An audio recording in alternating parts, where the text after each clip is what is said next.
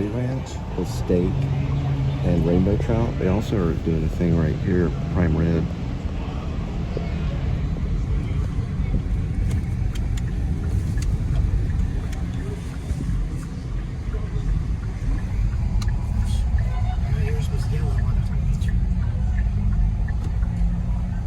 So that's called like the Cowboy Channel Bar. I don't know if that's, yeah, it's right there. Next to, I guess it's what, Risky Steakhouse? It's a steakhouse. The hotel's over that way. The older one is that way right there. That's one of the oldest ones, Stockyards Hotel. So if you come here, you want to be sure to get a cowboy hat. At least just for the day. So you can walk around for the day with the cowboy hat. And then like never wear it again. It's also a good place for photography too.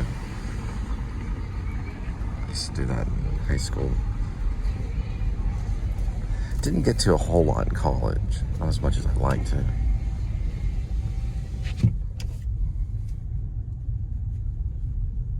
What's it called? A Tucker Brown? Tucker Brown, right next to Wrangler, and then Shake Shack. Just up there. And then when you get to this corner, you'll turn to the right. It's known as Mule Alley. I guess they used to bring the mules down that way. So if you needed a mule for the day or whatever, you'd go down Mule Alley. Or maybe that's where they parked them. Here's one of the cowboys right here.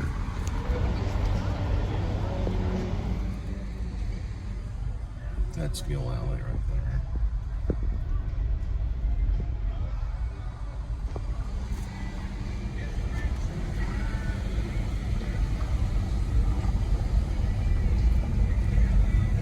Double D Ranch right there. And then the other Stockyards sign. Oh yeah, they have it going. See it right there, the stagecoach? The very, very end.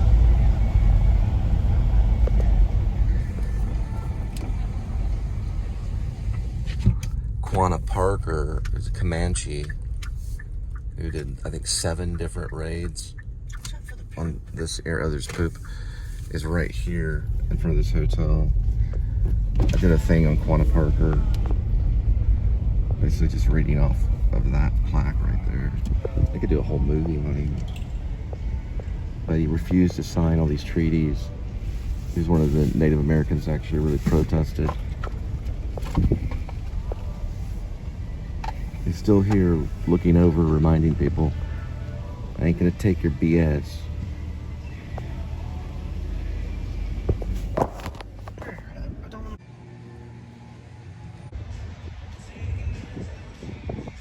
That's Quanah Parker. He became the chief on his father's death. Refused to sign the 1867 Medicine Lodge Treaty that sent the many Plains Indians to reservations, almost like the Walk of Tears. He said, no, I will not sign it. Never signed it. This is a star to David W. Bald Eagle, who's actually a Lakota chief and an actor. Right here for the Hyatt Place and the Livestock Exchange, Fort Worth main area.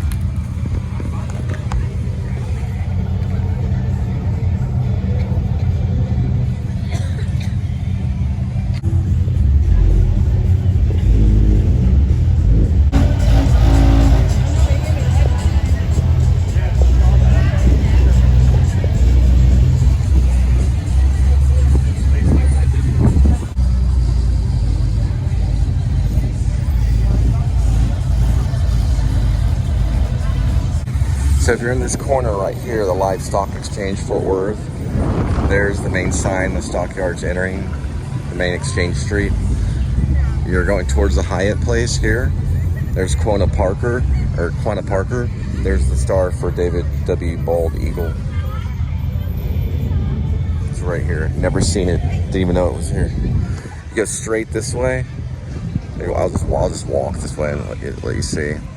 Quanah Parker is right this way. I think that there's enough wind and noise in my voice to kind of cover up the copyright music, which I'm trying to do by just sitting there talking. but you just walk right here. He's surrounded by a fence, and there's 2 placards that mark him here, talking about the Comanche Chief Quanah Parker, and then this acknowledgement here.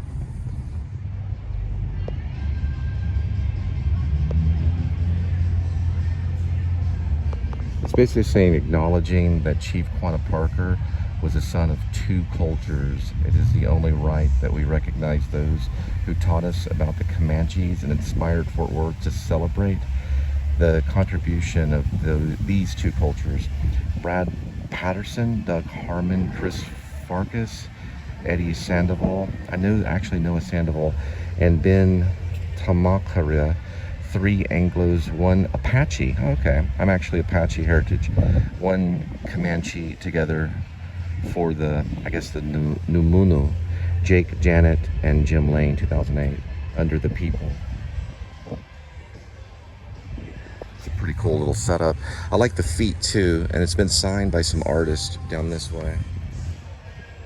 You can see the moccasin threads here, and then there's some signatures and things like that. I gotta turn it off for copyright the music. They do have a horse trail here going under the Hotel Drover sign. You go basically straight through this way. It says Iron Horse Trail right here. I've never been on it, and I don't know how extensive it is, but it looks like it follows the tracks, as in the railroad tracks for a while. That's a guide right there.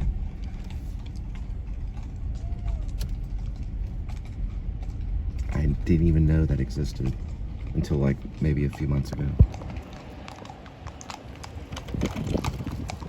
Yeah, they're crossing the tracks there.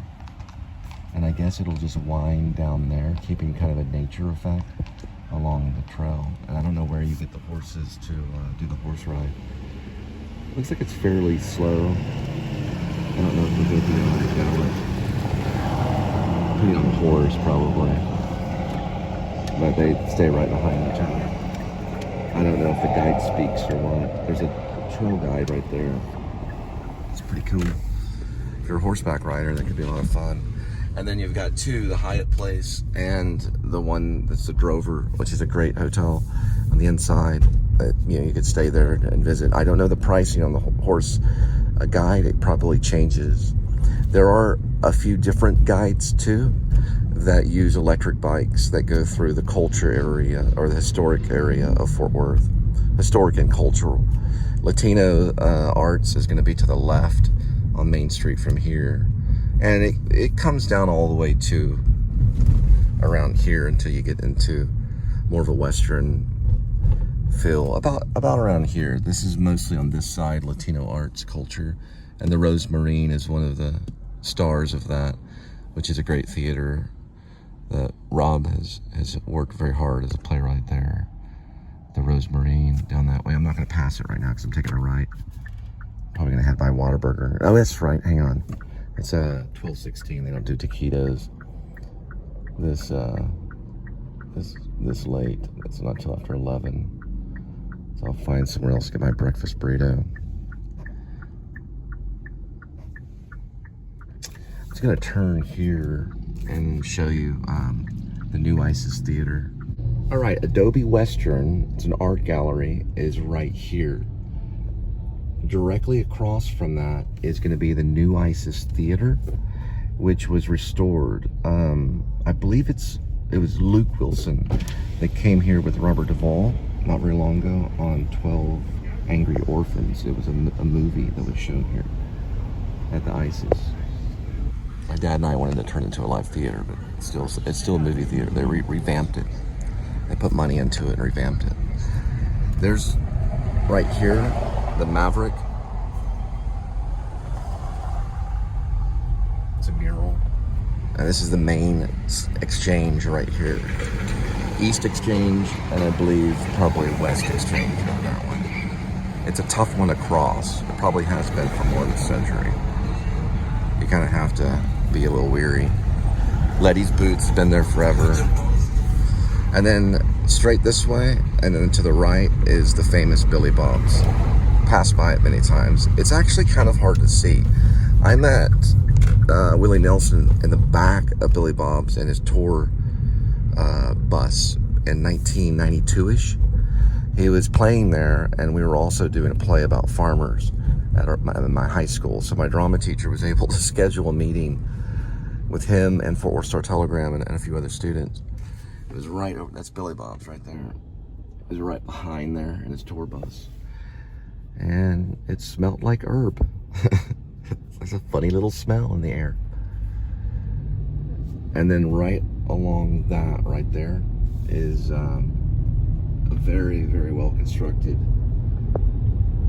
piece of art showing cattle being led by a cattleman. And then there's Landman, Billy Bob Thornton. Directed by, you guessed it, Taylor Sheridan from my high school, R.L. Pascal High School. Also, he wrote Sicario, and he was the writer behind Yellowstone, which is a great series, and a few others, like 10 others. He was a soap opera actor that turned into basically a screenwriter. One of our great screenwriters, little guy wearing a, I don't know, some kind of motorcycle hat. Yeah, and so Billy Bob is a part of that now. I highly suggest this Whataburger right here in Northside. If you get a taquito and it's from Mariah, tell them Cole sent you. And then what you want to say is, hold the chicken between your knees. Because I was quoting 5 Easy Pieces from Jack Nicholson's movie. They're not doing breakfast right now, so Jack in the Box does breakfast all day, and I haven't had any breakfast. So I'll probably get a breakfast burrito and head back. If you want to see that exciting stuff. No, just on the Meat Lovers burrito, it's what, $4.89 just for a la carte, and then just do 3 or 4 picantes, or I guess hot sauce is what y'all have, right? Okay, I'll have a Meat Lovers. Anything else for you? Now that's it. I appreciate it. Thanks so much. Thank you. $5.29. All right, so these receipts you get, you can actually just scan the barcode within the Jack in the Box app. You used to have to manually put in this number to get your rewards point, or your rewards points. Now you just scan this right here. It's pretty cool. Way faster too. So they upgraded their app.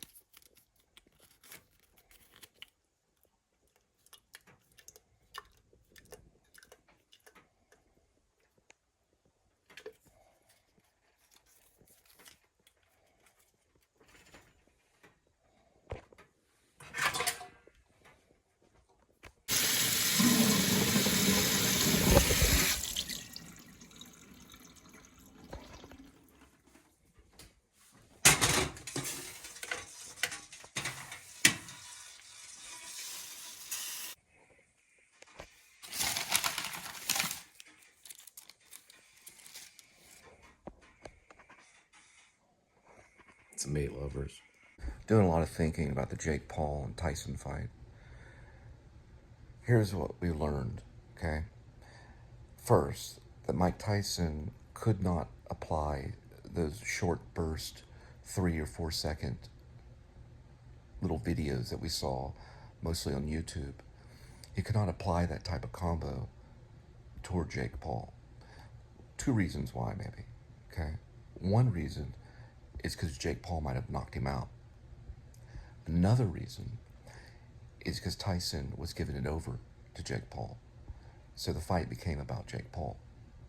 It also became a fight about an older man, 58-year-old man. Can he go in there and take down Jake Paul, who's a younger guy? So there was two, crowds. There was a crowd that wanted to see the more skilled boxer win, at least, knock out the opponent. That's one crowd. The other crowd was the old versus the new, right? Tyson being older. Could he take down the youth? It was the youth fighting the old. Now, that's the literature of it, right? If you look at the realistic aspect of it, I would probably say if the fight continued on, I would say that maybe, and I'd have to be honest about this, and I'm a Tyson fan. I love Tyson. I think Mike Tyson's great. He's a mean fighter. But we did not see the young Mike Tyson in the ring. We saw an older, struggling fighter that had reached an older age. This has happened with Muhammad Ali. It's happened with George Foreman. It's happened with all the great fighters. So we saw someone struggling, and that was Tyson. So I watched the fight, finally, most of it, a big chunk of it. And what I saw was Tyson was struggling. Now, could there have been a haymaker and knocked out Jake Paul? Maybe. Jake Paul knew that. Jake Paul's eyes were very focused. We saw that Jake Paul has a future in boxing. There's always going to be Tommy Furries out there that he's going to have to handle. Tyson's fight with Jake Paul was a learning experience. It was like we were learning about things. Can Tyson go on and stuff? I think he's gonna retire. I think Tyson's probably gonna be more of like a trainer, or he's gonna be a spokesperson for boxing. But I think this is the time, and you've seen it with dancers, you've seen it with boxers, all physicalities, that there is a time when you get too old and you have to just become a teacher. Jake Paul probably has a future. We'll see if he becomes a world champion of boxing. I saw a pretty fit fighter, someone that could have knocked out Mike Tyson. He might could have done it when I rewatched the fight. And I remember when I gave my opinion the other night when I was coming back from 7-Eleven, I'd only seen like little tiny clips of the fight in the kitchen. Later when I got back, I sat in front of the TV right there, and I saw a long clip that was put on YouTube, and that changed everything. It was like the bad moments of Jake LaMotta and Raging Bull or something. It was like Tyson's kind of getting his butt kicked, and it was hard to see. Now, here's the facts. Tyson was not knocked out. Could he have knocked him out? I don't know. But I didn't see, from what I watched, I didn't see that Tyson was going to overthrow Jake Paul. So, maybe I watch it again. I know Tyson's a surprising fighter, but I didn't see a Mike Tyson. I saw an older, struggling Mike Tyson putting up with a boxer that could have knocked him out, and that was Jake Paul. We'll see how Jake Paul's career continues. It's hard. Remember, he's got to wake up. A lot of them start their exercises late morning, and they work all day. If he loves it, if Jake Paul loves it, he'll continue boxing, and he'll continue becoming a boxer. Whether he continues YouTube, he probably can. He's got enough talent to continue YouTube. And he might commutate the two. But regardless, YouTube is there for that kind of thing. And here's the thing too. Any person would say there's not going to be a big future career for Mike Tyson in boxing at 58 years old. He can do these expedition things, but we know that he's hanging up the gloves and retiring. We can see that. That's just because we're human, civil, and we know that those things happen because that's the way nature is. We get older, and eventually, at some time, we pass away. Now, with Jake Paul, if he loves it, he'll continue boxing. We'll see fights that are even more skilled. We'll see him knock out other fighters, and we'll see him go that path. We'll have to wait. Could this be just Jake Paul wanting to fight Mike Tyson? That's another thing we have to figure out. Was this all so that Jake Paul could challenge one of the meanest fighters of all time and then move on a different direction in YouTube? We don't know. We'll have to find out next year and see if he's still boxing and still a serious boxer. Because boxing, and you ask Mike Tyson, this is one thing that why I was rooting for Mike Tyson. Mike Tyson is a boxer. That's what he means by being a natural born killer. He is a boxer. That is his life. Jake Paul, we'll have to see, you see, because of time. Hello, kitty. How are you doing? May I have your paw? Can we shake? Thank you. Now chill.